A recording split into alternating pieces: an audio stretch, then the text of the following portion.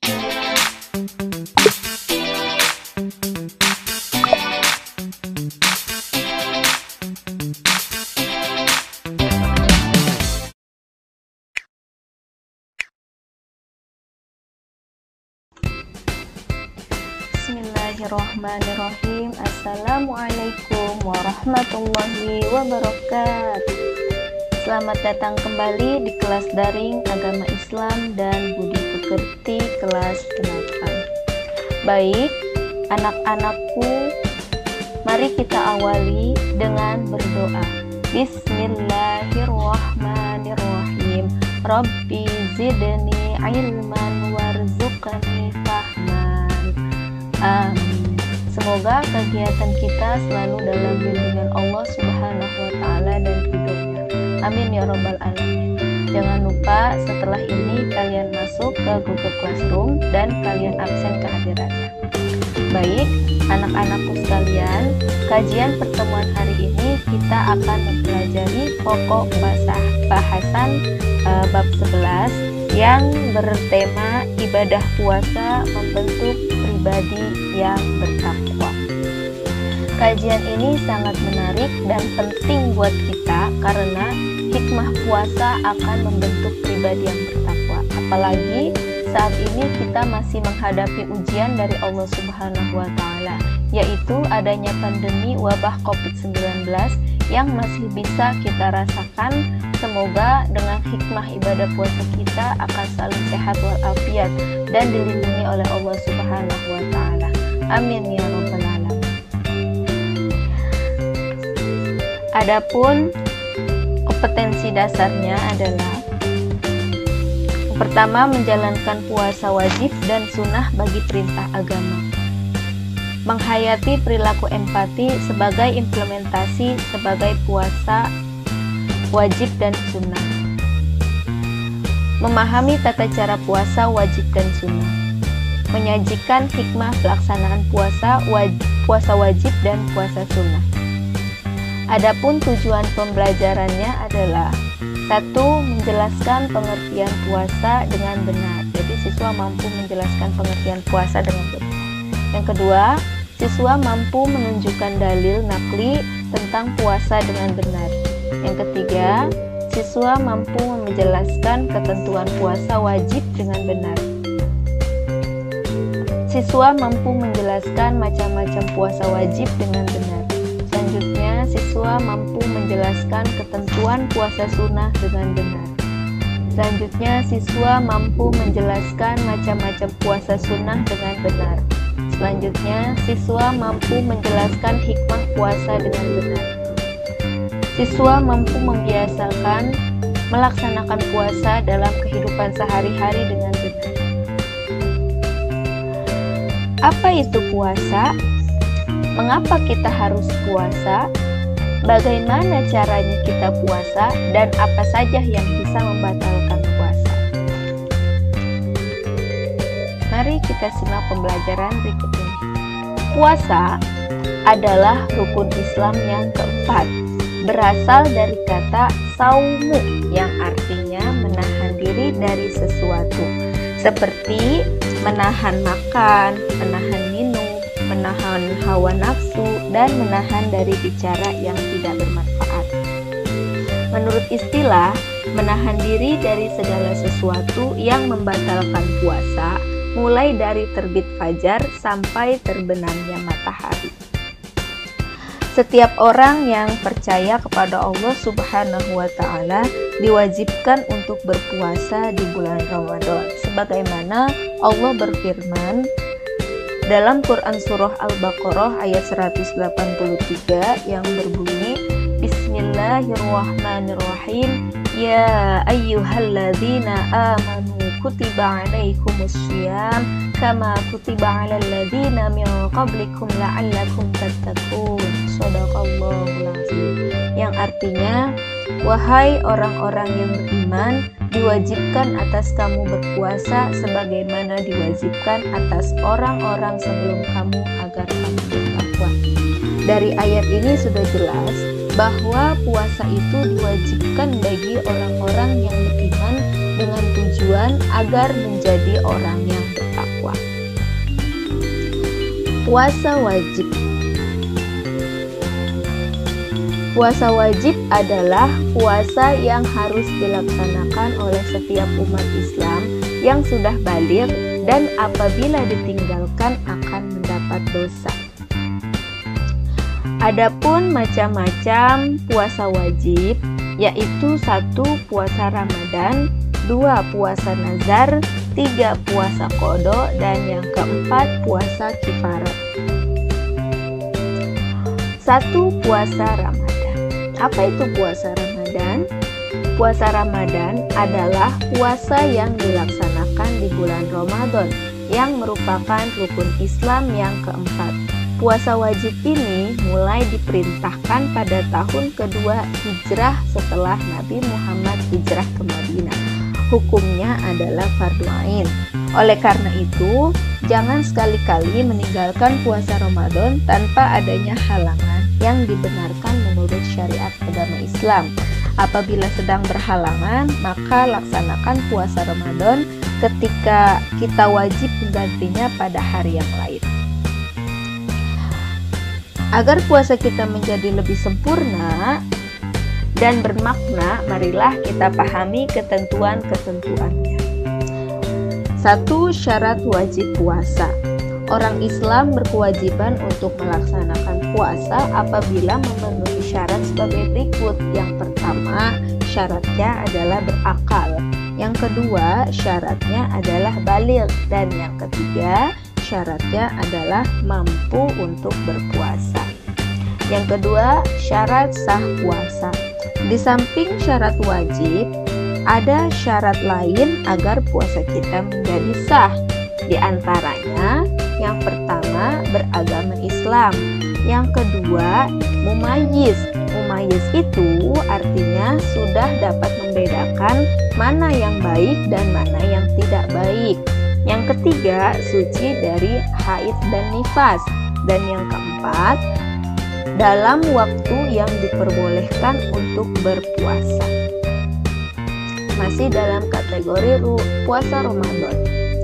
Nah, yang ketiga yaitu rukun puasa.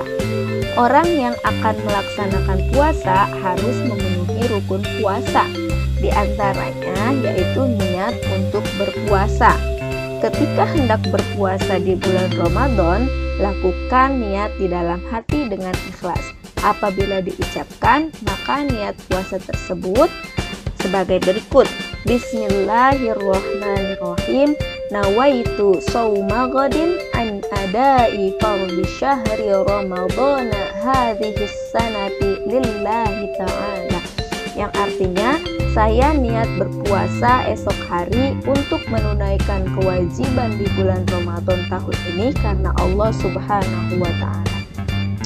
Niat untuk melaksanakan puasa dilakukan pada malam hari sebelum memulai puasa dan selambat-lambatnya sebelum terbit fajar. Untuk menjaga agar niat puasa ini tidak terlewatkan, kita boleh mengucapkannya niat puasa ini setelah selesai sholat tarawih. Dan yang kedua yaitu menahan diri dari segala sesuatu yang membatalkan puasa, dari terbit fajar sampai terbenamnya matahari. Hal-hal yang membatalkan puasa. Berpuasa merupakan bentuk ibadah kita kepada Allah Subhanahu wa ta'ala. Untuk itu kita harus berhati-hati dalam melaksanakannya. Ada 6 perkara yang bisa membatalkan puasa. Yang pertama yaitu makan dan minum. Makan dan minum yang membatalkan puasa adalah apabila dilakukan dengan sengaja. Kalau makan minum dilakukan dengan tidak sengaja atau karena lupa, hal ini tidak dibatalkan, tidak bisa membatalkan puasa kita. Yang kedua yaitu muntah yang disengaja. Apabila muntahnya tidak disengaja, tidak membatalkan puasa. Dan yang ketiga, berhubungan suami istri. Orang yang melakukan hubungan suami istri pada siang hari di bulan Ramadan dapat membatalkan puasanya. Ia wajib mengganti puasa itu serta harus membayar kifarat. Kifarat itu denda ya. Terus yang keempat yaitu keluar darah haid dan nifas bagi perempuan. Dan yang kelima, gila atau sakit jiwa. Dan yang terakhir yaitu keluar cairan mani dengan sengaja. Yang kelima, hal-hal yang disunahkan dalam berpuasa. Orang yang sedang berpuasa disunahkan untuk melakukan hal-hal sebagai berikut. Yang pertama, berdoa ketika berbuka puasa. Yang kedua, memperbanyak sedekah. Dan yang ketiga, sholat malam termasuk sholat tarawih. Dan yang keempat, tadarus atau membaca Al-Quran. Yang keenam, hal-hal yang mengurangi pahala puasa. Hal-hal yang mengurangi pahala, bahkan menghilangkan pahala puasa adalah semua perbuatan yang dilarang oleh Islam. Contohnya, membicarakan kejelekan orang lain, berbohong, mencaci maki orang lain, dan sebagainya. Dan yang ketujuh, orang-orang yang boleh berbuka pada bulan Ramadan.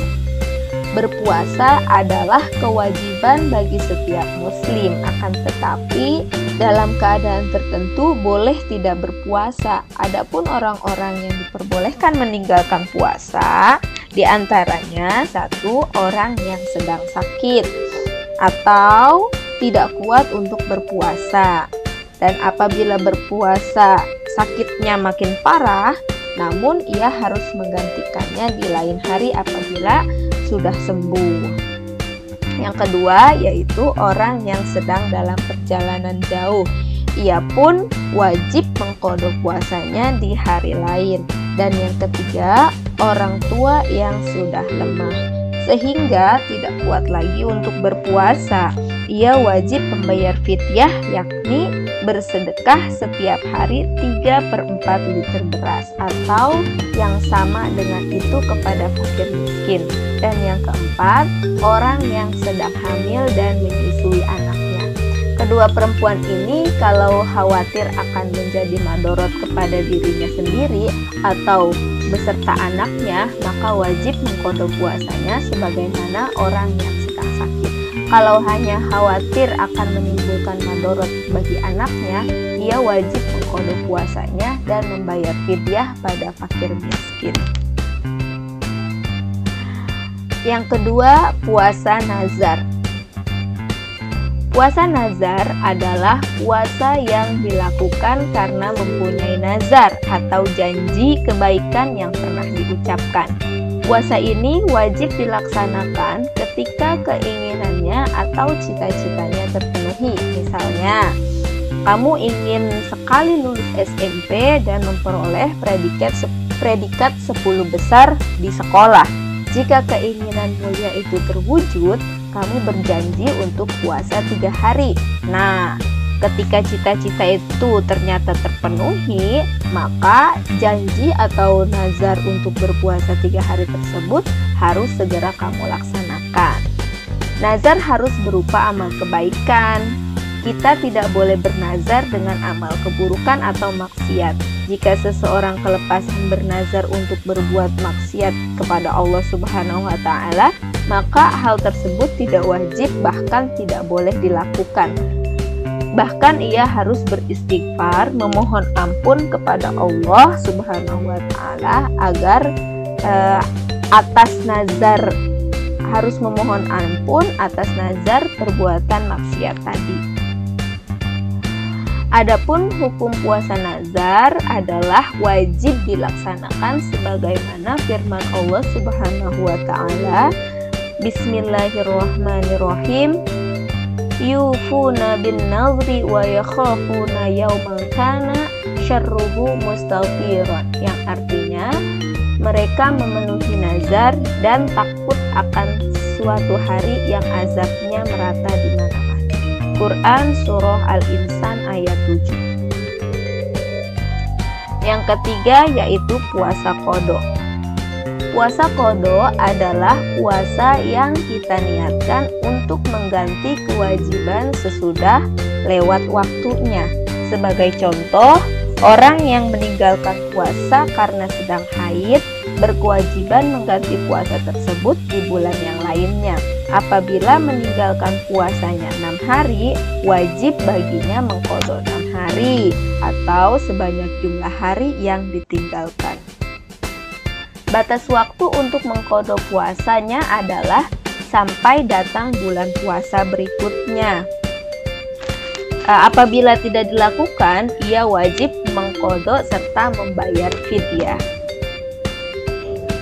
Yang keempat yaitu puasa kifarat.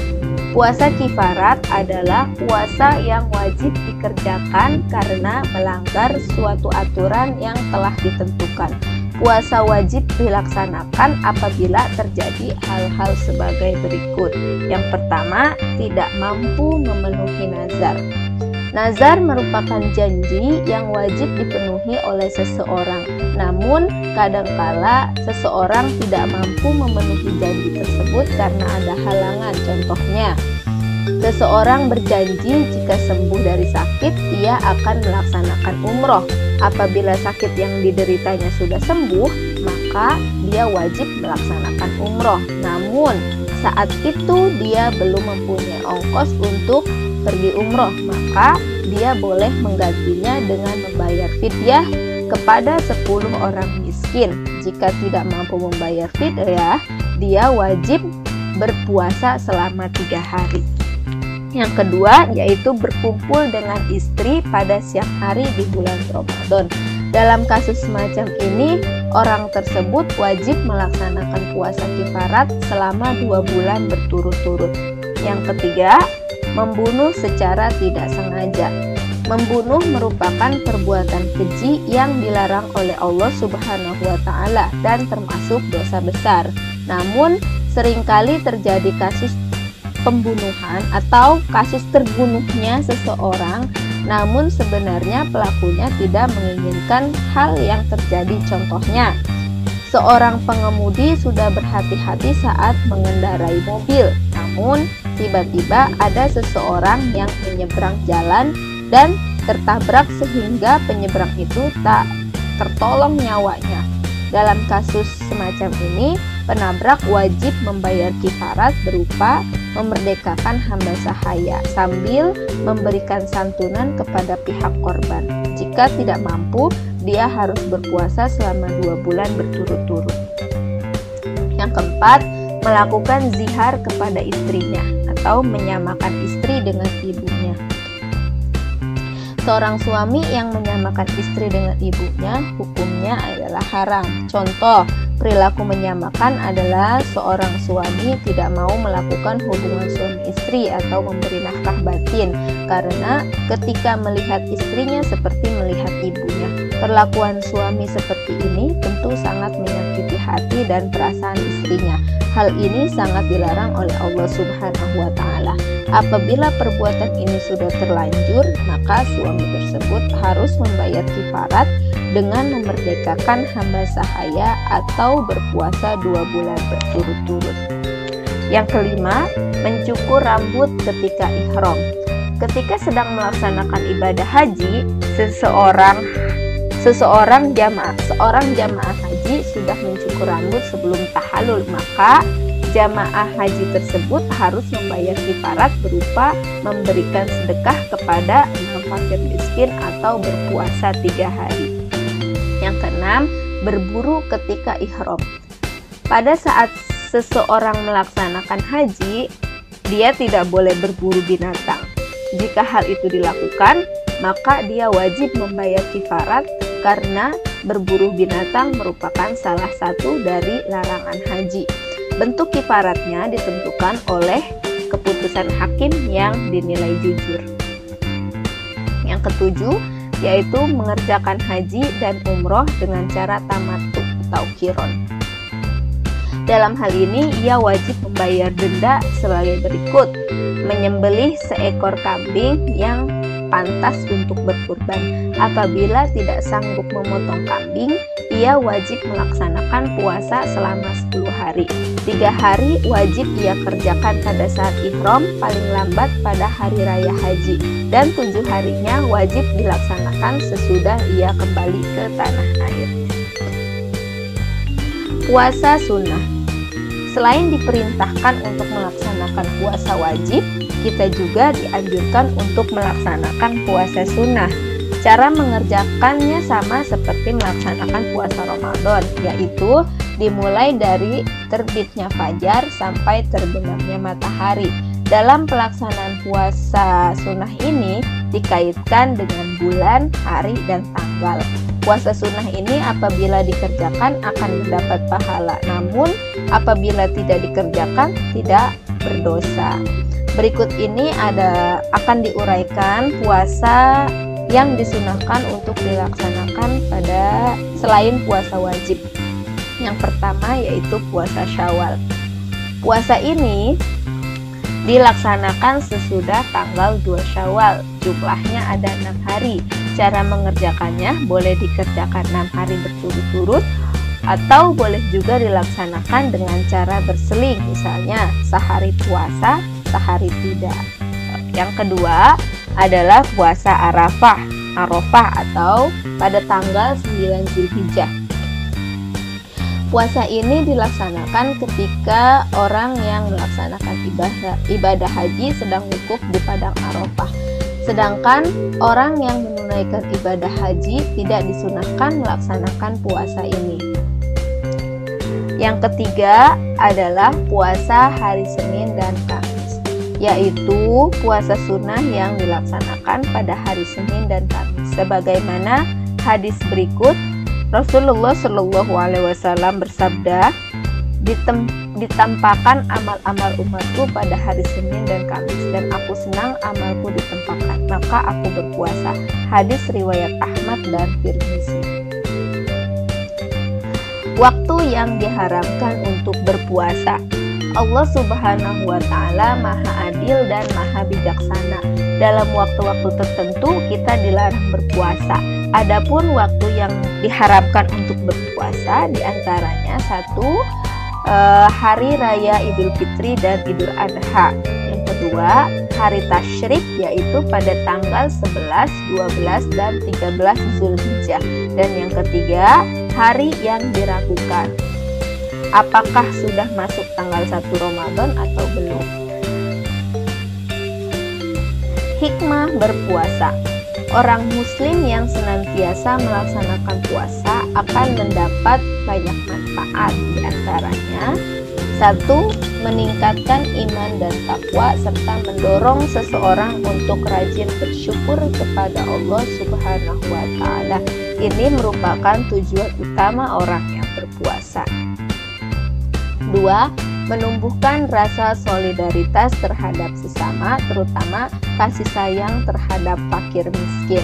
Yang ketiga, melatih dan mendidik kesabaran dalam kehidupan sehari-hari, karena orang yang berpuasa terdidik menahan kelaparan, kehausan, dan keinginan. Tentulah dengan sabar ia dapat menahan segala kesulitan tersebut.